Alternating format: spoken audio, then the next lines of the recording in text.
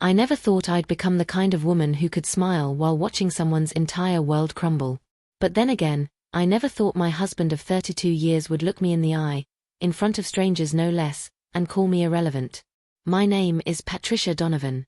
I'm 63 years old now, and if you're watching this from anywhere in the world, Texas, California, maybe somewhere across the ocean, leave a comment and let me know where you are. Because no matter where you're from, I think you'll understand what I'm about to tell you. Betrayal doesn't have borders. Neither does revenge. Before we go any further, do me a favor. If you've ever felt invisible in your own home, if you've ever given everything to someone who gave you nothing back, hit that subscribe button. Check the description box below for more stories like this one. Stories about women who stopped being doormats and started being dangerous. Because this story, it's going to take you places you won't expect. Let me take you back to where it all started, not the beginning of my marriage, but the beginning of its end. March 14th, 2 years ago. A Tuesday night that felt like any other Tuesday until it wasn't. I'd spent the entire day preparing dinner. Not just any dinner, Gerald's mother's recipe for coq au vin, the one dish she'd refused to share with me for 28 years until she finally, grudgingly, passed it along 3 months before she died. I'd made it exactly twice before, both times with her hovering over my shoulder, correcting every move. This was my first time making it alone, and I wanted it to be perfect. The kitchen smelled like wine and herbs and slow-simmered patience. I'd set the dining room table with our wedding china, the set we only brought out for special occasions. White tablecloth. Candles. The whole production.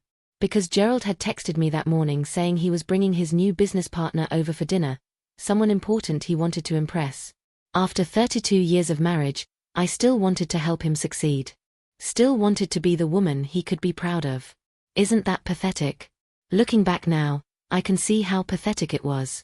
But in the moment, I was just a wife trying to support her husband. Gerald arrived at 7:15 with Bradley Hutchinson, a man about 10 years younger than Gerald, wearing a suit that probably cost more than our mortgage payment. They came through the front door laughing about something, that easy male camaraderie that always made me feel like I was watching through glass. "Patricia," Gerald said, barely looking at me. "This is Bradley. Bradley, this is my wife." Not my wife Patricia. Not the woman who's been by my side for 3 decades. Just my wife, like I was a piece of furniture he was identifying for a visitor. I smiled anyway. Extended my hand. "It's wonderful to meet you, Bradley.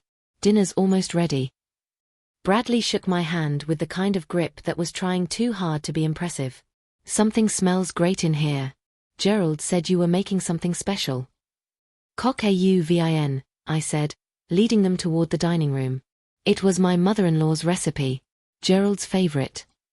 I served them wine first, a Pinot Noir I'd spent 40 minutes selecting at the liquor store, reading every label, trying to find something that would pair well. Then I brought out the salad, the crusty bread I'd baked that afternoon, and finally, the main course. I'd plated it carefully, arranged the chicken and vegetables just so, drizzled the sauce in a way I thought looked elegant. I set Gerald's plate in front of him first, then Bradley's, watching their faces for that moment of appreciation, that acknowledgement of effort. Bradley took a bite and nodded. "This is delicious, Patricia. Really excellent." Something warm bloomed in my chest. "See? I wanted to tell Gerald. I can still impress people. I'm still worth something." But Gerald just pushed the chicken around his plate, took a small bite, and made a face. A small, almost imperceptible grimace that I'd learned to read over 3 decades like it was my native language. "Is something wrong?" I asked, trying to keep my voice light. Gerald took a sip of wine. "It's fine." Fine. That word that meant nothing and everything. That word that was always the first crack in the ice before it all shattered. "You don't like it?" I pressed, even though I knew I shouldn't. Even though I could feel Bradley's discomfort radiating across the table. Gerald set down his fork with a deliberate clink that seemed too loud in the suddenly quiet room. "Patricia, it's fine. It's just, my mother made it better. That's all." The words hit me like a slap, but I tried to absorb them gracefully. 32 years had taught me how to take a hit and keep smiling. "I'm sorry." I tried to follow her recipe exactly. "It's not just the recipe," Gerald interrupted, and there was something in his voice now, something sharp and mean that I'd been hearing more and more lately but had been pretending not to notice. It's the whole presentation. It's dated. It's like something from a 1950s housewife magazine. I felt my face flush hot. I thought you liked traditional. Traditional. Gerald laughed, but it wasn't a warm sound. It was the laugh of someone who'd been holding something back and was finally letting it out. Patricia, nobody cares about this kind of cooking anymore. Nobody cares about hand-rolled tablecloths and polished silver and, he gestured vaguely at the table, at me, at everything I'd spent hours preparing. All of this effort for something so irrelevant. There it was. That word. Irrelevant. I stood there, still holding the serving spoon, and felt something inside me crack. Not break, not yet, but crack. Like ice on a frozen lake when the temperature starts to shift. Bradley cleared his throat awkwardly. Actually, Gerald, I think. You know what the problem is. Gerald continued, warming to his theme now, enjoying himself in a way that made my stomach turn. You've been so focused on being this perfect housewife, this perfect mother, that you never developed any other skills. Any other interests. You're stuck in this time warp while the world moved on without you. I wanted to scream at him that I'd given up my teaching career when our daughter Emily was born because he'd insisted we couldn't both work demanding jobs. That I'd supported him through 2 business failures and a nervous breakdown. That I'd made his mother's deathbed comfortable while he hid at the office, unable to face her dying. That irrelevant was the cruelest word he could possibly choose after everything I'd sacrificed. But I didn't say any of that. Instead, I carefully set down the serving spoon, smoothed my apron, and said, I'm sorry you feel that way.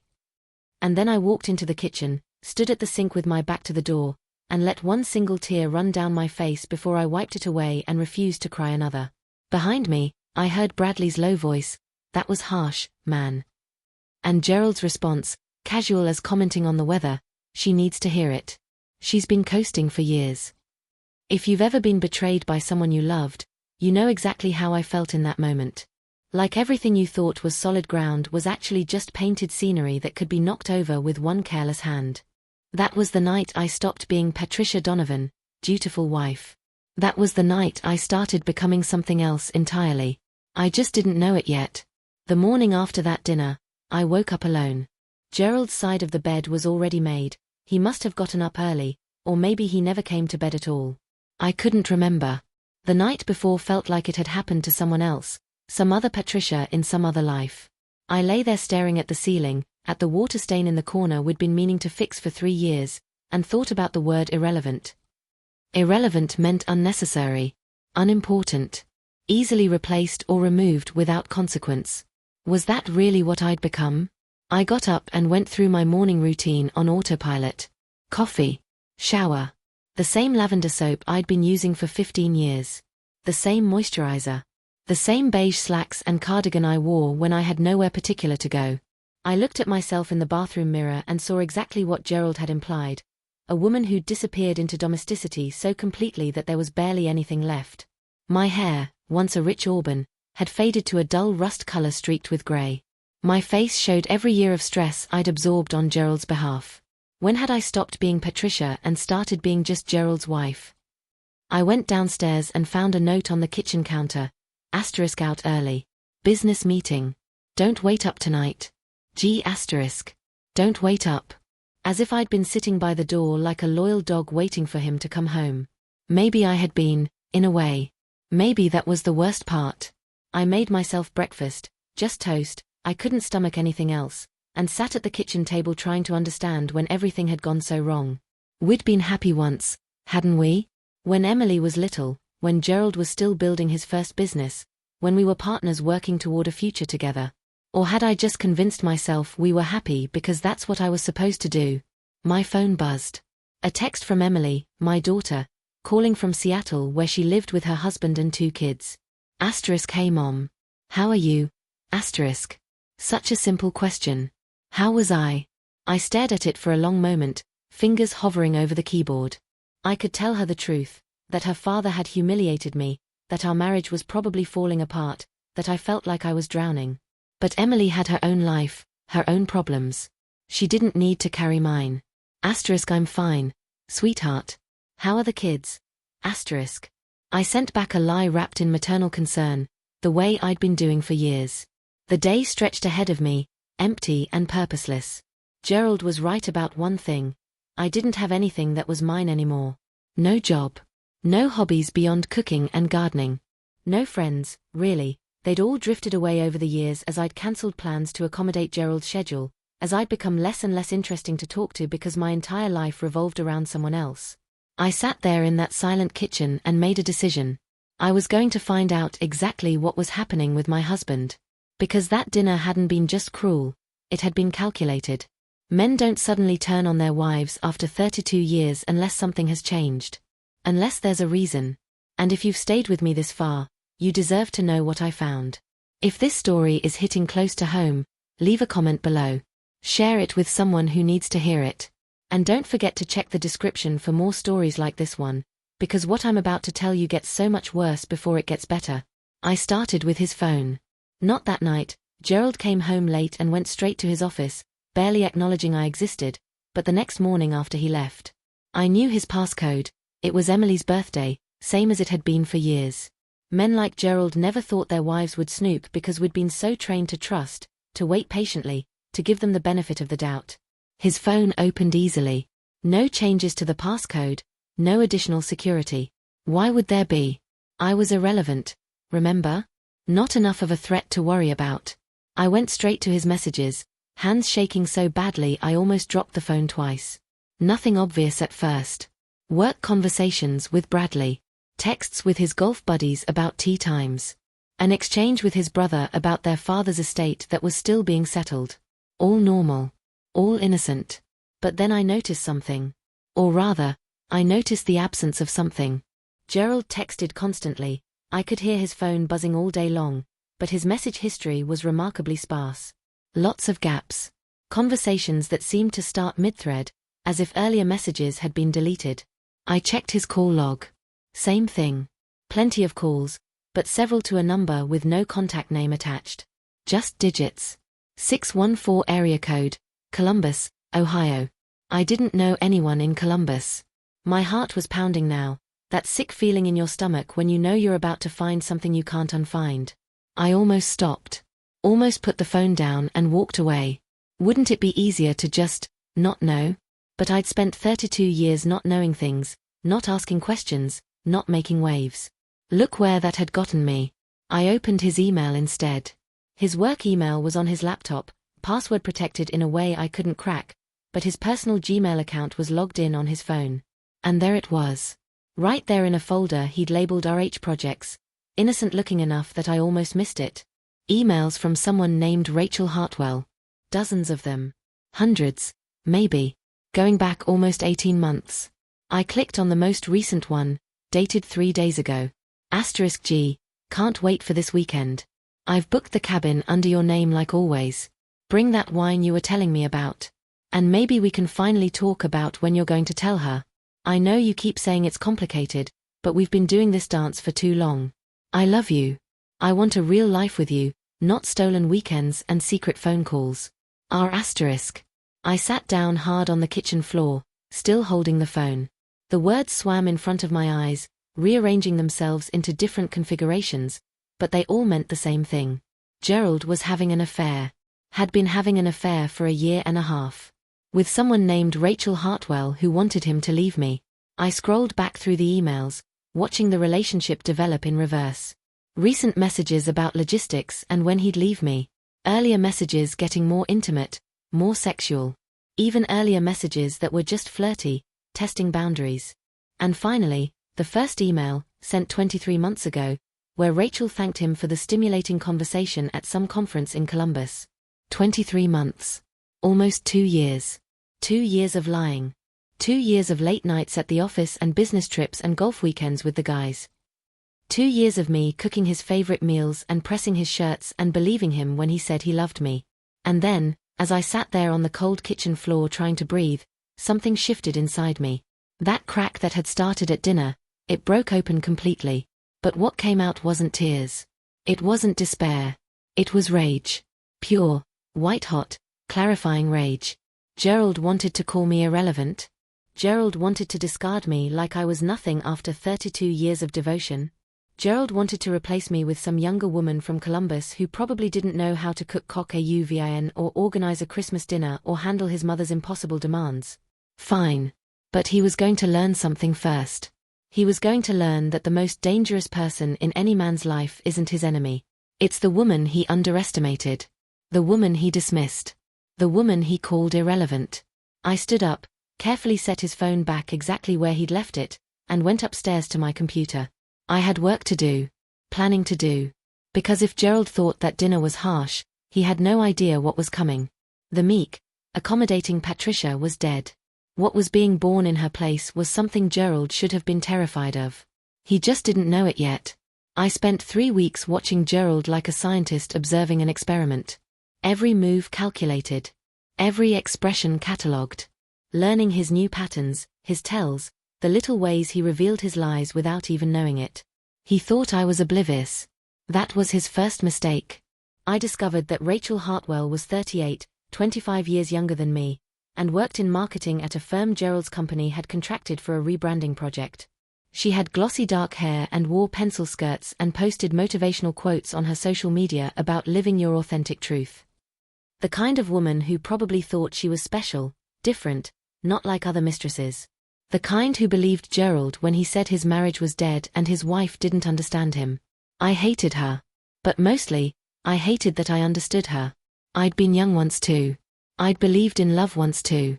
Before life taught me that men like Gerald collect women like trophies and discard them when something shinier comes along. Rachel wouldn't be shiny forever. Give her 20 years of Gerald's criticisms, his moods, his mother's impossible standards, and she'd look just like me. But that was her lesson to learn, not mine to teach. My lesson was for Gerald. I planned it carefully, methodically, because revenge isn't something you rush. Revenge is a dish best served cold, they say, but I prefer to think of it as a dish best served with perfect timing and exquisite presentation. Gerald had mentioned casually, in one of the few conversations we'd had since that disastrous dinner, that Bradley wanted to come over again. Apparently, despite the awkwardness, Bradley had enjoyed the meal. Had complimented Gerald on his charming home and accomplished wife. Gerald, with magnificent obliviousness, had agreed to another dinner. 2 weeks from Saturday. Same people. Another chance for him to show off his business partnership while simultaneously diminishing me. That's fine, I'd said, voice pleasant and mild. I'll make something special. Nothing too fancy, Gerald had warned. Keep it simple. Modern. None of that fussy old-fashioned stuff. Of course, I'd agreed. I understand completely. And I did understand. I understood everything now. I spent those 2 weeks preparing. Not just the meal was the easy part. I'd been cooking for 40 years, I could make anything. No, I was preparing something much more important. I made phone calls. Quiet, discreet phone calls to people I hadn't spoken to in years. I activated old connections, called in old favors. Turns out, when you've spent 3 decades being nice to everyone, when you've been the woman who always helped out, always volunteered, always remembered birthdays and brought meals to sick neighbors, people remember. People are willing to help. I also visited a lawyer. Jennifer Kowalski, someone Emily had recommended once for a friend going through a divorce. Jennifer was sharp, mid-40s, the kind of woman I might have become if I'd made different choices.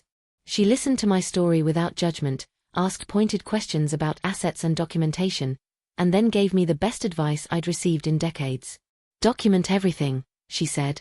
But don't show your hand until you're ready. Men like your husband think they're smarter than everyone else. Use that. I documented everything. Screenshots of emails.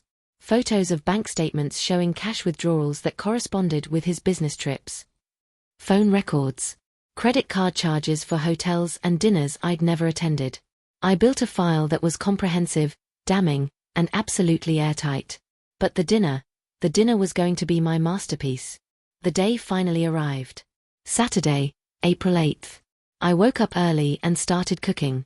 Not Gerald's mother's coq au vin this time. Not anything old-fashioned or fussy. Instead, I made a meal that was modern, sophisticated, simple in presentation but complex in execution. Pan-seared duck breast with cherry reduction. Roasted asparagus with lemon zest. Herbed potatoes that were crispy on the outside and fluffy inside. A salad with arugula and shaved parmesan and a balsamic vinaigrette I'd made from scratch. And for dessert, this was the piece de resistance, a flourless chocolate torte with raspberry coulis that looked like something from a magazine spread. I set the table simply. White plates. Simple glassware. No tablecloth, just the bare wood table that suddenly looked elegant instead of formal. Minimalist. Modern. Everything Gerald had criticized me for not being. When Gerald came home at 6 to get ready, he walked through the kitchen and actually stopped. "What's all this?" "Dinner for your business partner," I said calmly, basting the duck. "You said to keep it modern and simple. I hope this works." He looked around, suspicious but also slightly confused. This wasn't the Patricia he'd been dismissing for months. This was someone competent and controlled. "It looks good." "Thank you," I said, and smiled at him. Not warmly. Just a smile. Like you'd give a stranger. Bradley arrived at 7, and this time he brought his wife, Angela. Gerald had mentioned she'd be joining us. Angela was a thin, nervous woman who clearly didn't want to be there but was performing the duties of a corporate wife just like I'd been doing for 3 decades. We all sat down to dinner, and I served each course with perfect timing, perfect presentation. The food was exceptional. I knew it was, I could see it in their faces. Even Gerald couldn't hide his surprise. "Patricia, this is remarkable," Bradley said after his first bite of duck. "You're really talented." "Thank you," I said graciously. "I've been taking some online courses. Learning new techniques. It's important to stay current, don't you think?" I looked directly at Gerald when I said it. Watched the faintest flicker of discomfort cross his face. Angela, bless her, jumped in. "Oh, I've been wanting to take cooking classes. Where did you find good ones?" We chatted about cooking for a while, and I was charming. Interesting. The kind of dinner companion Gerald had apparently forgotten I could be. I asked Bradley thoughtful questions about his business philosophy. I drew Angela out about her charity work. I was the perfect hostess. And all the while, Gerald was getting quieter and quieter, watching me like he was seeing me for the first time and wasn't sure he liked what he saw. After the main course, I cleared the plates and brought out the dessert. Set it in front of each person with the raspberry coulis drizzled just so. Watched them take their first bites, saw their eyes widen with pleasure. "This is incredible," Bradley said. "Seriously, Patricia, you should open a restaurant or something." "That's funny," I said, still standing beside the table. "Gerald recently told me my cooking was irrelevant. That nobody cared about this kind of effort anymore." The table went silent. Angela's fork stopped halfway to her mouth. Bradley looked at Gerald with an expression that was half shock, half understanding. Gerald's face flushed red. "Patricia." "No, it's fine," I said, my voice pleasant and conversational. "You were right. The old way I was doing things was outdated. So I adapted. I learned. I grew. Isn't that what you wanted?" "This isn't the time," Gerald started, but I cut him off. "Actually, this is exactly the time. Because you see, Bradley, Angela, I want you to know something about the man you're partnering with. He's very good at making people feel small. Making them doubt themselves. Making them think they're the problem." I walked over to my purse on the side table and pulled out a folder. A thick folder. "Gerald's been having an affair for almost 2 years," I continued, my voice still calm, still pleasant, like I was discussing the weather. "With a woman named Rachel Hartwell from Columbus. They meet at a cabin he's been renting under his own name because he apparently thinks I'm too stupid to figure it out." I dropped the folder on the table in front of him. It landed with a heavy thunk. "Those are copies," I said. "Of emails. Bank statements. Hotel receipts. Phone records. Everything documented, dated, and verified." Gerald's face had gone from red to white. He opened his mouth, closed it, opened it again. You went through my phone." "I did," I said. "And your email. And your bank accounts, the ones you thought were private. Turns out, when you're married for 32 years, you learn things. Like where your husband hides his passwords. Like how to access information he thinks is secret." I turned to Bradley and Angela. "I'm sorry you had to witness this. But I thought you should know who you're doing business with. A man who lies to his wife every day. Who steals from their shared accounts to fund his affair. Who calls the woman who sacrificed her entire adult life for him irrelevant? Bradley was staring at Gerald like he'd never seen him before. Angela looked like she wanted to disappear through the floor. Patricia, please. Gerald's voice was strangled now, desperate. The smirk from that first dinner was long gone. Here's what's going to happen, I said, and now my voice wasn't pleasant anymore. It was steel. You're going to pack a bag tonight and leave. You're going to stay. Wherever you want. With Rachel? Probably. I don't care. Tomorrow, my lawyer will contact your lawyer with divorce papers. I'm filing on grounds of adultery, which means in this state, I get a much more favorable settlement. You can't. I can. And I will. That folder contains enough evidence to ensure I get the house, half your business, and a very generous ongoing support payment. You wanted me to be irrelevant? Congratulations. You've made me into exactly the kind of woman who will destroy you. The look on his face, I'll remember it for the rest of my life. Shock. Horror. The dawning realization that he'd grossly miscalculated.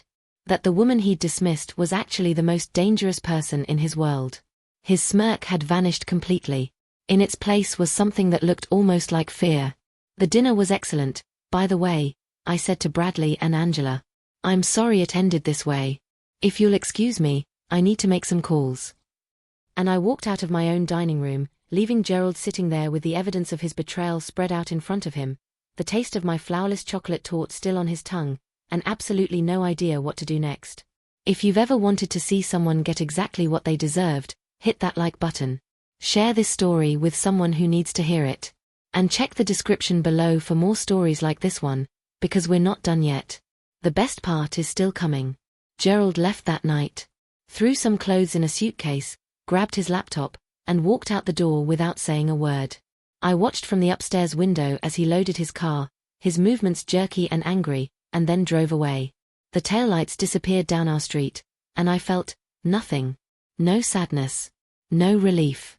Just a strange, hollow emptiness.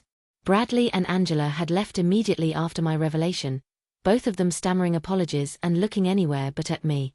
I didn't blame them. Nobody wants to be present for someone else's marriage imploding, even when that person deserved it. I cleaned up the dinner in silence. Put away the leftovers. Washed the dishes by hand even though we had a dishwasher, because I needed the ritual of it, the repetitive motion, the hot water and soap and the simple act of making something dirty clean again. It was past midnight when I finally sat down at the kitchen table with a glass of wine and let myself think about what I'd done. I'd nuked my marriage. Publicly humiliated my husband. Set in motion a divorce that would get ugly, because they always do when money and pride are involved. I'd burned down 32 years in one dinner. And yet, I wasn't sorry. The next morning, I called Emily.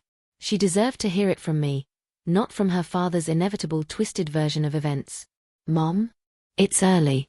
Is everything okay? Your father and I are getting divorced, I said, no preamble. He's been having an affair for almost 2 years, and I found out, and I confronted him last night, and it's over. Silence on the other end. Then, oh my God. Mom. Do you need me to come home? No, I said, and realized I meant it. I'm okay. Better than okay, actually. But I wanted you to hear it from me. We talked for an hour. Emily was shocked but not, I realized, completely surprised. He's been different lately, she admitted. Distracted. Kind of dismissive when I've called. I thought it was just work stress. It was stress, I said dryly. The stress of maintaining a double life.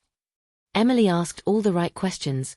Was I safe? Did I have a lawyer? Was I financially secure? I assured her I'd handled everything. That I'd been planning this for weeks. That her mother wasn't quite as helpless as everyone seemed to think. Good, Emily said fiercely. Good. He doesn't deserve you. He never did. After we hung up, I sat with those words. He doesn't deserve you. How long had I been living in a relationship where I had to deserve anything? Where I was constantly trying to earn my place, justify my existence, prove my worth? The answer was, too long. Jennifer Kowalski, my lawyer, called that afternoon. Gerald's attorney contacted me. He wants to negotiate.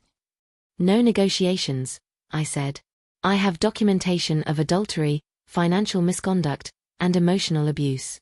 I want what we discussed, the house, half his business assets, and permanent alimony based on the lifestyle he provided during our marriage.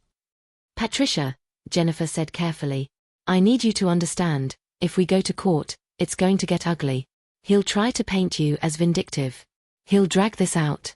Make it painful. Let him try, I said. I have time. I have evidence. And most importantly, I have nothing left to lose. Okay, Jennifer said, and I could hear the smile in her voice. Then let's make him pay. The next few weeks were exactly as ugly as Jennifer predicted. Gerald hired an expensive lawyer who immediately started making aggressive moves, trying to claim I'd stolen his property by accessing his email, thrown out. Trying to argue that the house should be sold and assets split evenly, denied. Trying to paint me as mentally unstable, laughable given my documentation.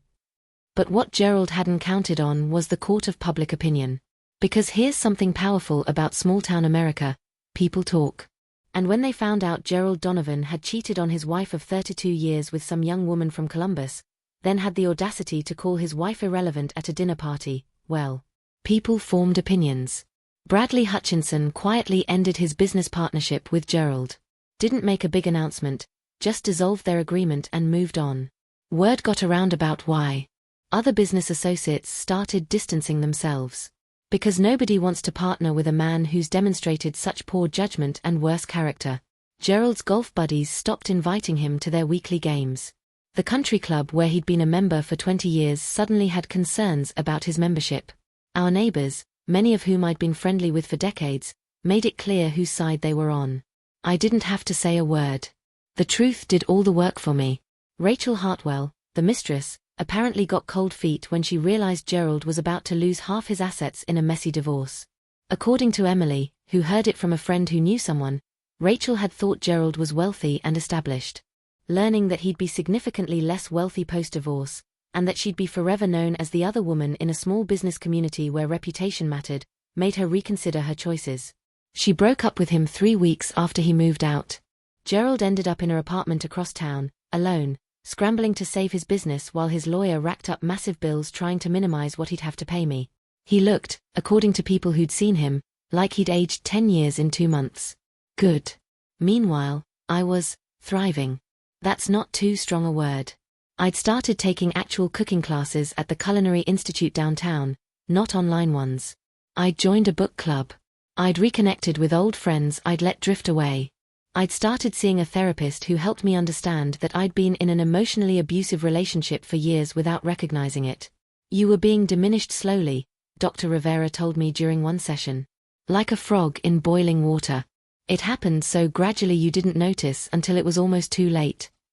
But I had noticed. Eventually. And I'd gotten out. The divorce was finalized in October, 6 months after that fateful dinner. I got everything I'd asked for, the house, 50% of Gerald's business assets, and monthly alimony that would keep me comfortable for the rest of my life. Gerald's lawyer had tried to fight it, but the evidence was too strong, the adultery too well documented. The judge, a woman in her 50s named Kathleen Morrison, had looked at Gerald with such disdain when reading her ruling that I almost felt sorry for him. Almost. On the day the divorce was final, I went home to my house now, legally and completely, and cooked myself dinner.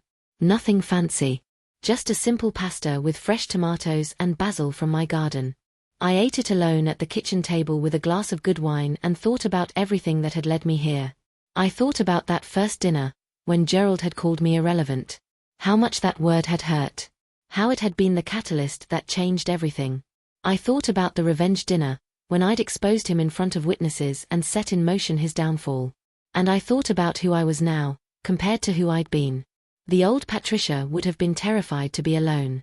Would have begged Gerald to stay, to work it out, to give her another chance. Would have blamed herself for not being enough. The new Patricia, the real Patricia, maybe the one who'd been buried under 32 years of accommodation and compromise, was actually excited about her future. About having time that was her own. About making choices that served her instead of someone else. Revenge had been satisfying. But freedom was better. Though I'd be lying if I said I didn't still sometimes think about that look on Gerald's face when his smirk vanished. When he realized exactly what he'd lost and what it was going to cost him. Some memories are worth savoring. It's been almost 2 years now since that dinner that changed everything. I'm sitting in my kitchen, still my favorite room in the house, writing this story and thinking about how to end it. Because revenge stories are supposed to have neat endings, aren't they? The villain punished, the hero vindicated, everything tied up in a bow. But life isn't really like that. It's messier, more complicated, more interesting. Gerald recovered, eventually. His business survived, though smaller than it was.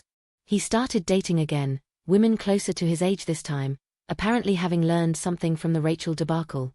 I heard through Emily that he seems diminished. Not just financially, but in some essential way.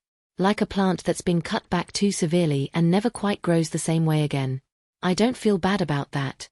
I don't feel good about it either. I just feel done. Emily came to visit last month with her family. My grandchildren, Lucas and Sophie, are getting so big, 8 and 6 now, full of energy and questions and the kind of unfiltered honesty that only children can get away with. "Grandma, why doesn't Grandpa live here anymore?"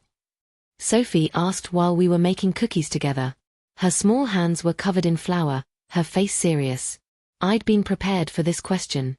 Had practiced the answer with Dr. Rivera. "Because sometimes grown-ups realize they're happier living separately," I said carefully.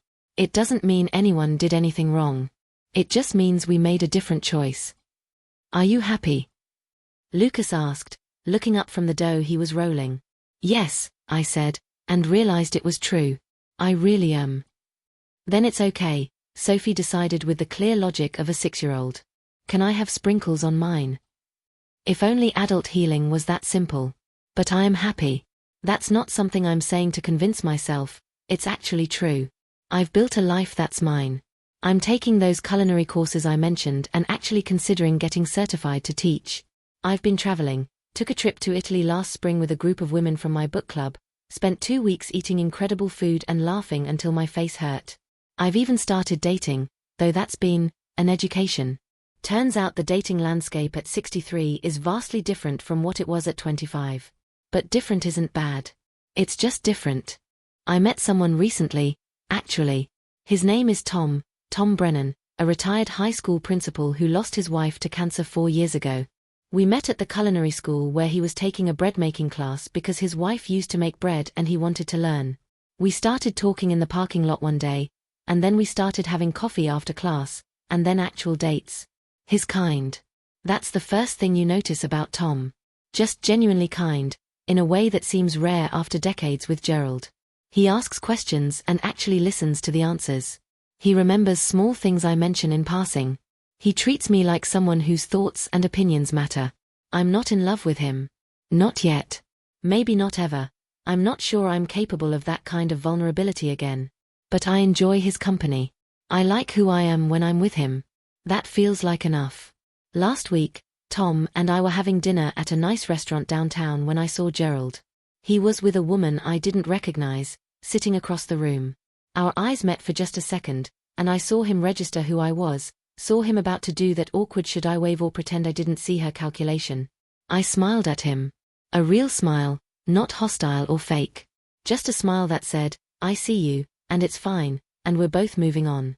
He looked startled. Then he smiled back, small and tentative. And that was it. No drama. No confrontation.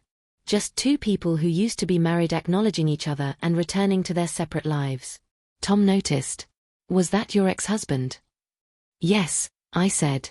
"Are you okay?" "I'm perfectly fine," I said, and squeezed his hand. "Tell me more about your grandson's baseball game." And I was fine. That's the thing that would surprise the Patricia from 2 years ago. How completely fine I am with Gerald existing in the world, just not in my world. Sometimes Emily asks if I regret how I handled things. If I wish I'd been more private about the confrontation, less dramatic, more mature. The answer is no. Absolutely not. Because that dinner, that moment of standing up and refusing to be diminished anymore, wasn't just about revenge. It was about reclaiming myself. Announcing to the world and to myself that I mattered. That I wouldn't accept being called irrelevant or treated like I was disposable. Could I have handled it more quietly? Sure. Could I have let the lawyers manage everything behind closed doors? Absolutely. But then I wouldn't have gotten to see his face. I wouldn't have gotten that moment of absolute power and vindication. And more importantly, I wouldn't have drawn that line in the sand that said, this far and no further. Sometimes you need to make a scene. Sometimes you need to blow everything up. Sometimes the only way forward is to burn it all down and build something new from the ashes. I've learned so much these past 2 years. I've learned that being alone is different from being lonely. That cooking for yourself can be just as satisfying as cooking for others. That 63 is not too old to start over, to make new friends, to learn new skills, to become a different version of yourself. I've learned that the word irrelevant says more about the person using it than the person it's aimed at. I've learned that revenge, while satisfying, is really just the first step. The real work comes after, in rebuilding, in healing, in figuring out who you are when you're not defined by someone else's expectations. And I've learned that I'm stronger than I ever gave myself credit for. That the patient, accommodating woman who spent decades putting everyone else first wasn't weak, she was gathering strength. Learning. Preparing. Waiting for the moment when she'd finally say, enough. If you're watching this and you're in a relationship where you feel small, where you feel invisible, where someone treats your efforts and your love like they're nothing, listen to me. You're not imagining it. You're not being too sensitive. You're not asking for too much. You deserve better. You deserve to be seen. To be valued. To be treated like you matter. And if the person you're with can't do that, if they call you irrelevant, if they dismiss your contributions, if they make you feel like you're lucky they put up with you, then maybe it's time to serve them something else. Maybe it's time to show them exactly what they're losing. Will it be scary? Yes. Will it be hard? Absolutely. Will you doubt yourself 1,000 times? Probably. But on the other side of that fear, that hardship, that doubt, there's freedom. There's yourself, waiting.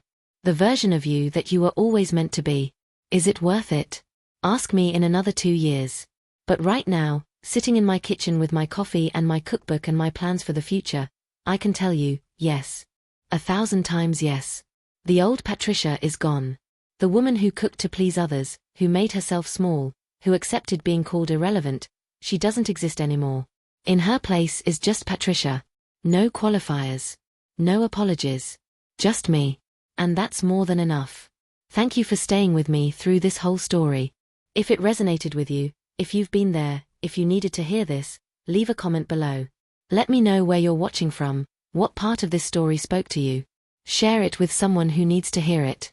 And don't forget to check the description box below for more stories like this one.